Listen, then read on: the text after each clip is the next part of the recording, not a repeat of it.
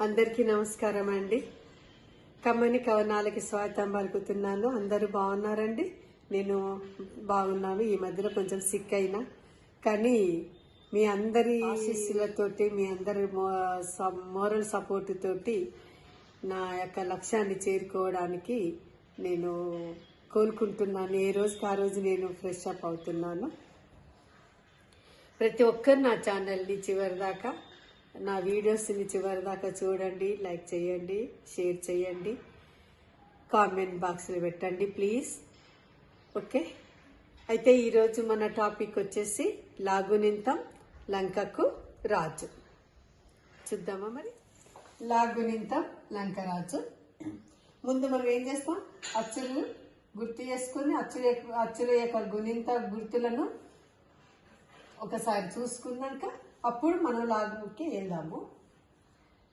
ఆ ఆ తలకట్టు దీర్ఘం, ఈ గుడి గుడి దీర్ఘం, ఊ కొమ్ము కొమ్ము దీర్ఘం, ఈ రూత్తము, ఇవి రావు, ఏ ఐ ఏత్తము ఏత్తం దీర్ఘం అయత్వం, ఓ ఔ ఓత్తము ఓత్తం దీర్ఘం అవత్వం, అహ సున్నా విసర్గ, ల ఆ లా ఆ లా ఈ లి లీ ఊ లు లూ ఏ ఐ లే లై ఓ ఔ లో లవ్ లవ్. ఓకే, ఇప్పుడు వాక్యంలోకి వెళ్దాము. సరదాగా ఉంటుంది. లంకరాజు. లంకకు రాజు రావణాసురుడు లాలిన్యంగా పాలించాడు. లిటుకు లటుకు మంత్రులు ఉన్నారు. లీడరు బలంగా ఉన్నాడు. లూలు లూలు అంటూ తిరిగాడు. లూజుగా దుస్తులు ధరించాడు. లెమ్మని అందరినీ లేపాడు. లేవని వారిని తన్నాడు. లైనుగా అందరినీ నిలిపాడు. లొట్టలేసుక విందు ఆరగించాడు. లోతున్న బావిలోకి దిగాడు. లౌడ్ స్పీకర్లా అరిచాడు. లంకరాజైన రావణాసురుడు లీడర్ని పట్టుక తన్నాడు. ఇప్పుడు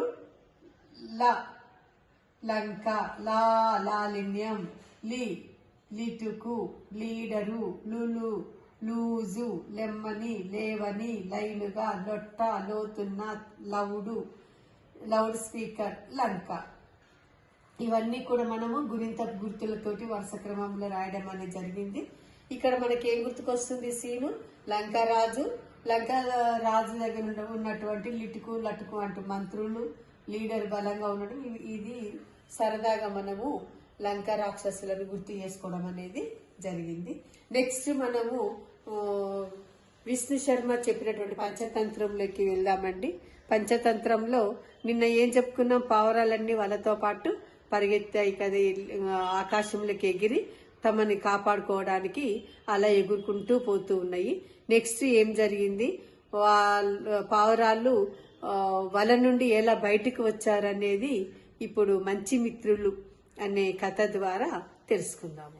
నిన్నటి కథలో పావురాలు వలతో పాటు పైకెగిరి వెళ్తున్నాయి చెప్పుకున్నాం కదా.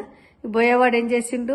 పావురాలు చిక్కలేదు, కనీసం వల కూడా దక్కలేదని బాధపడుకుంటూ ఓరి దేవుడు అనుకుంటూ తల పట్టుకొని వెళ్ళిపోతుంటాడు. ఇదంతా చెట్టు మీద లఘుపతన కూడా కాకి గమనిస్తుంటది. అరే, ఇవి ఎగురు వలతో పాటు పోతున్నాయి, మరి వల నుంచి ఎలా అవి బయటికి రాగలుగుతాయి, వలని ఎలా తెంపుకుంటాయి, ఇది చూడదగ్గదే విషయము అనుకుంటూ ఇంకా ఈ కాకి కూడా, లఘుపతన కూడా కాకి కూడా వాటి వెంట వెళ్తుంటుంది, ఆకాశంలో విహరించుకుంటూ పోతుంటది. అయితే ఇవి పోతూనే ఉంటాయి. ఇక ఒక పావురాయి అడుగుతుంటది, ఇంతకీ మనం ఎక్కడి దాకా పరిగెత్తాలి, ఇలా ఎంత దూరం ఎగురుకుంటూ వెళ్ళాలి అని చెప్పి అడుగుతుంది. అప్పుడు చిత్రగ్రీవుడు చెప్తాడన్నట్టు, ఏం లేదు, గండకి నది ఉన్నది, గండకి నది ఒడ్డున విచిత్రవనం అనే వనం ఉన్నది, అక్కడికి వెళ్దాము, అక్కడ నా స్నేహితుడున్నాడు అనే సమాధానం ఇస్తుంది చిత్రగ్రీవుడు. అప్పుడు ఇంకొక పావురాయి అడుగుతుంది, ఎవరా స్నేహితుడు అని అడుగుతుంది. అప్పుడు ఉన్నాడు, నా స్నేహితుడు హిరణ్యకుడు అనే ఎలుకరాజు ఉన్నాడు, అతను తప్పకుండా నాకు సహాయం అందిస్తాడని చెప్పి అంటది అన్నట్టు. అలా వెళ్తూ ఉంటే అది ఇంకా వేగం పెంచుకుంటాయి పావురాలు. ఈ వెనక వస్తున్న కాకి కూడా వేగం పెంచుకొని వీటిని అనుసరిస్తుంటది. ఇంకా లాస్ట్కి వాళ్ళకి గండకీ నది కనిపించింది. గండకీ నది ఒడ్డున విచిత్రవనం అనే అడవి కనిపించింది. హ్యాపీగా వెళ్ళినాయి. ఒక పెద్ద చెట్టు ఉంది, ఆ చెట్టు కలుగు ఉన్నది. చెట్టు మొదల్లో ఒక పెద్ద కొంచెం కలుగు కనిపించింది. ఆ కలుగు దగ్గర వాలినాయి. వాళ్ళగానే ఈ పావురాల రెక్కల టపటపల సౌండ్కి ఈ కలుగులో ఉన్నటువంటి హిరణ్యకుడికి అమ్మో ఏదో ప్రమాదం ముంచుకొచ్చింది అనుకొని ఇంకా కలుగులోని ఇంకా వెనక్కి జరుగుతుంది అన్నట్టు, లోపలికి జరుగుతుంది. ఈ వీళ్ళు వచ్చినటువంటి పావురాలు ఏమంటాయంటే చిత్రగ్రీవుడు మెల్లగా వలలో ఉన్నది కదా, వల నుంచి భారంగా ముందుకు జరిగి మిత్రమ్మ అని పిలుస్తుంది. హిరణ్యకుడికి లోపల సౌండ్ వినిపిస్తుంది. ఏదో తెలిసిన వాయిస్ లెక్కనే ఉన్నది అనుకుంటుంది. మళ్ళా ఇంకా దగ్గరికి వెళ్ళి మిత్రమ్మ నేను నీ మిత్రుని చిత్రగ్రీవుని వచ్చాను అని పరిచయం చెప్పుకుంటుంది అన్నట్టు. అప్పుడు సంతోషంగా అది ఆ మాట పూర్తి కాకముందే ఇంకా కలుగులో నుంచి హిరణ్యకుడు బయటకు వస్తాడు. బయటకు వచ్చి మిత్రమా ఎన్నాళ్ళైంది నిన్ను చూసి, ఇన్నాళ్ళకి నేను గుర్తుకొచ్చానా అనుకుంటూ అంటూ గమనిస్తుంది. చిత్రగ్రీవుడు వలలో చిక్కుకున్నాడనే విషయం గమనిస్తుంది. అరే ఏమైంది మిత్రమా ఇలా చిక్కుకుపోయినావు అని చెప్పి హిరణ్యకుడు అడుగుతాడు. అప్పుడు చిత్రగ్రీవుడు చెప్పబోతుంటాడు. ఇంకా నాకు నీవు కథ అంతా ఇప్పుడు నాకు చెప్తుంటే ఇంకా అర్థం కాదు, కానీ ఇప్పుడు టైం లేదు, కానీ ముందు నీ వలను నేను బయటికి తీసిన తర్వాత అన్ని మాట్లాడుకుందామని చెప్పి చిత్రగ్రీవుడు ఉన్న ప్లేస్లో వాళ్ళను కొరకబోతుంది. అప్పుడు చిత్రగ్రీవుడు అంటాడు, ఏం చేస్తున్నావు మిత్రమ్మ, ముందు నన్ను కాపాడుతావా, లేదు పక్కన వాళ్ళందరినీ కాపాడినాక లాస్ట్కి నన్ను కాపాడు అని అంటాడు. అదేంది, తనకు మాలిన ధర్మం కూడదు కదా, ముందు నిన్ను మనం కాపాడుకోవాలి, తర్వాత పక్క వాళ్ళ గురించి ఆలోచించాలి అని హిరణ్యకుడు అంటాడు. అంటే అప్పుడు చిత్రగ్రీవుడు అంటాడు, నువ్వేం మారలేదు మిత్రమా, మనము రాజుగా ఉన్నప్పుడు ప్రజల బాగోగులు చూసుకోవాలి, ఆ ప్రజల బాగోగులను చూసుకోవడంలో మన ప్రాణం పోయినా నష్టం లేదు, కానీ వాళ్ళని కాపాడుకుంటేనే కదా మనకు విలువ ఉంటుంది అని చెప్పి చిత్రగ్రీవుడు అంటాడు.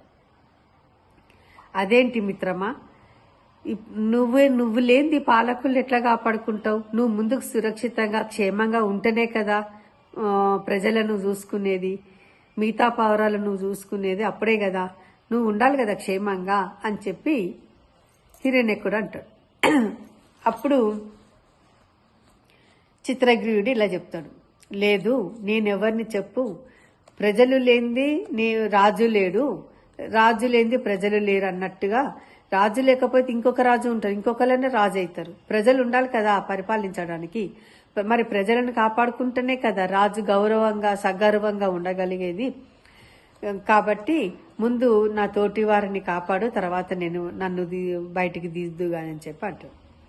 అయ్యో ఎంత మంచివాడివి మిత్రమా, నీ అంత గొప్ప రాజు ఉండాల్సిందే అని చెప్పి హిరణ్యకుడు అంటాడు. మిగతా పావురాలన్నీ కూడా నిజంగానే రాజు అంటే మన చిత్రగ్రీవుడే అని చెప్పి పావురాలు అనుకుంటాయి. అయితే అప్పుడు హిరణ్యకుడు అంటాడు, నువ్వు చెప్పింది ఇప్పుడు కరెక్టే, నేను కూడా నీతో ఏకీభవిస్తున్నా, కానీ నా పండ్లు మెత్తబడ్డాయి, నొప్పిగా ఉన్నది కొంచెము, అన్నిటినీ కొరకలేను, అందుకనే నేను ముందు నిన్ను కాపాడుతా అని చెప్పిన, సరేలే నీ కోరికని నేనెందుకు కాదనాలి అని చెప్పి ఇక మెల్లగా వాళ్ళను ఒక్కొక్కటి ఇక కొరుక్కుంటా వెళ్ళి కొరికి ఆ పావురాలన్నీ బయటికి విడుదల చేసినట్టు అవుతుంది. ఇదంతా ఇక గమనంగా అయిపోయిన తర్వాత ఇక పావురాలన్నీ బయటకు వస్తాయి. ఇంకా కలుగులోకి వెళ్ళి హిరణ్యకుడు ఫుడ్ని బయటికి తీసుకొని వస్తుంది, అందరు విందు ఆరగిస్తారు. ఇక కొంచెం రెస్ట్ తీసుకున్నాక ఇక పావురాలు దీనికి కృతజ్ఞతలు చెప్పేసి హిరణ్యకునికి వెళ్ళిపోతాయి. లఘుపతిన కూడా కాకి ఇదంతా గమనిస్తుంది కదా, కలుగు దగ్గరకు వచ్చి హిరణ్యక హిరణ్యక అని పిలుస్తాడు. ఎవరు? హిరణ్యకుడు అంటాడు, నేను నీ నేను నీతో స్నేహం కోరి వచ్చాను. నీ స్నేహం నాకు చాలా అవసరం అనిపిస్తుంది. ఇప్పటిదాకా ఇదంతా మిమ్మల్ని గమనించాను. నువ్వు పావురాలను ఎలా విడిపించావు, వాళ్ళని ఎలా కాపాడావో నేనంతా చూశాను. నీ వంటి మిత్రుడు ఉండడము చిత్రగ్రీవుడి యొక్క పుణ్యము. కాబట్టి నాకు కూడా అంతటి పుణ్యం దక్కాలంటే నీ స్నేహం నాకు అవసరమే అని చెప్పి ఈ లఘుపతిన కూడా అంటాడు. అవునా, అయితే ఇంతకు నువ్వెవరు అని అడుగుతాడు. నేను లఘుపతిన కూడా కాకిని అంటది. మరి లేదు, నేను అసలు తెలియని వాళ్ళతోనే నేను స్నేహం చేయను, అందులో నువ్వు కాకి జాతి అంటున్నావు.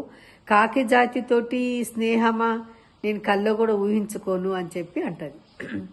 ఎందుకు హిరణ్యక, నేను నీ స్నేహం కోరి వచ్చాను, నన్ను కాదనకు అని చెప్పి ఈ లఘుపతిన కూడా అంటాడు. అప్పుడు ఈ హిరణ్యకుడు ఏమంటాడంటే, ఏదైనా కూడా సమాన వియ్యము సమాన కయ్యమే ఉండాలి, కానీ ఇది ఎక్కువ తక్కువలు